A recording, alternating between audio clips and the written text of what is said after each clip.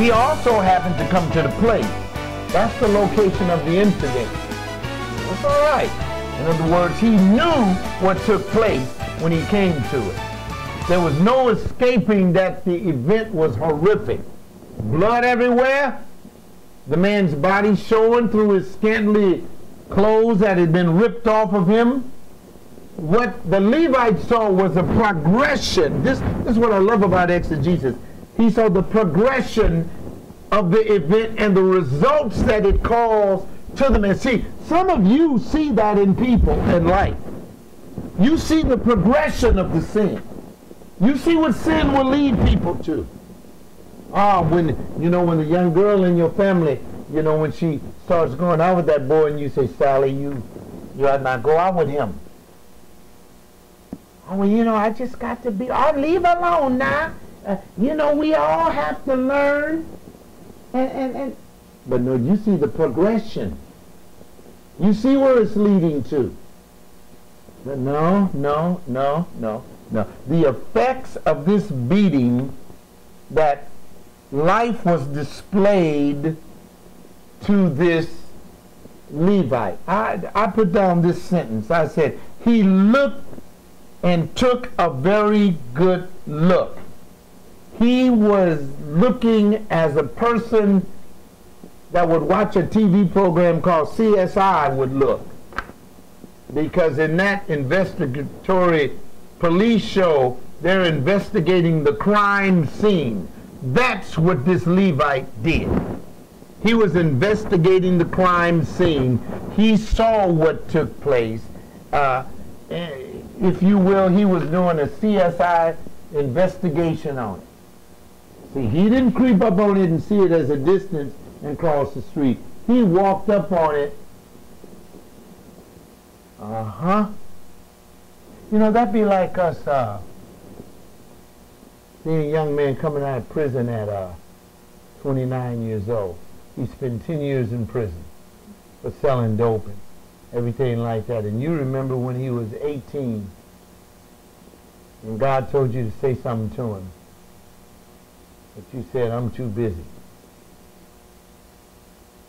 And then you see him when he gets out at 29. And you're going to say, it sure is good to see you. And he remembers when he was 17 and you shined him on when he was trying to seek you out. See, you saw the progress of it. And then you saw what it was going to result to. That's what this man saw. He thought the man to be too bad off for help. Don't we think that about people? Oh man, that's a lost cause. That's what he gave. Man, that's a lost cause. He on his way to hell because he did this, because he did that. Same thing with the girl. That's a lost. Man, I had a preacher tell me that the generation 15 years old to 25, they're all lost. So you can chalk them off. That's a lost cause. That's the end of the black culture. Preacher told me that. I said, what? Now this Levite, since he wrote a lot, he said, you know what, I can write about this in this week's journal. The pains of living in the inner city. The terrible plight of people that fall in sin. Don't we do that? We see something, and I have to be very careful about that as an apologist. As a matter of fact, one of my friends that used to contact me from North Carolina called me this week in a tizzy. I'm talking and I say, excuse me, but do I know you from somewhere? I think I know your voice. And she said, Pastor John, this is such and such. And I said, oh my goodness. What are you doing calling me? I'm about to marry a man that I know hates God. And I said, right then, I was going to say, that's why I stopped talking with you. But I said, didn't I tell you that? Now what are you going to do? And she said, Pastor John, what should I do? I said, the Bible says it. Come out from amongst them and be ye separate. Sold a house, got her another one, making all the plans. I said, now follow through with it. Let me see if you can do that as a believer. No, she told me, she said, I've been going to your website and looking at your video clips, and I'm learning more about, and she says all the churches here are just corrupt. Corrupt. And the pastors are the one that told her to marry this man that she knows is a devil. I just said, girl, I feel sorry for you. But you know, when you a Levite, you can write about it. You can use an illustration of the man broken up about how really bad times are in our community. I've got to let people know how dangerous things are living in this part of town. Lord have mercy. Look at this poor man. I ain't never seen nobody whoop like this. Oh, it's time for me to go. That's what we do at times. That's what the Christians do at times. You walk right up on the sin, look at it, and can be a help. See, because that's what Christianity is all about. I'm not trying to make you feel guilty. I'm looking at me. That's why whenever God gives me the opportunity, I'm going to do it. Let me share something with you. One of the guys who was writing in the article about the Afghans burning the Bible, and he wrote, a military guy wrote and said, it's not about us proselytizing the Afghans. He said some American citizens that are Christians befriends an Afghan person, and they're sharing their faith. And this army guy called it evangelism. He said it's what we do. And I thought about that, church, because I've been telling you guys, don't go up to anybody and try to save them. That's not your job.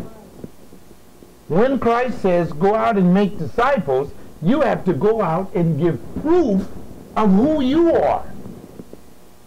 You don't go out and try to force Christ down somebody's throat. But it would be nice if they could read it in their own language. But when they live in a country that forbids any other book but their book, befriend that person with your words. I don't know how you feel about this, but I feel that if a country has a law, and it's their law for you to bring any other holy book or something like that in there, you need to abide by that country's law. That's their country, not our country. Now, we allow you to bring the Quran and everything in here, but in certain countries, they got a law. You don't bring no other book in here. And so that's why when I read it, well, of course they had to burn them, because that's their law. They don't do that. But for our president to back and to conciliate that kind of action, all they had to do was collect all the Bibles and send them back. Right. But to burn them is making a point. We have to be very, very careful and cautious when we approach sinners out there, because sometimes we can look like fanatics. Love and mercy. How often have we seen others crying out for answers and what? And solutions. And for the love of Christ, we just pass on the other side. Now let's come down to the last point, point number 4 in this outline. No, it's point number 3, I think it is. 1, 2, 3, 4, yes. Point number 4, 3 things that love does. Verses 33 and 34. We're going to see 3 things that love does. Verse 33 and 34. But a certain Samaritan. Jesus knew what he was doing when he's talking to this Jewish lawyer by choosing a Samaritan. The Jews hated the Samaritans. God's chosen people.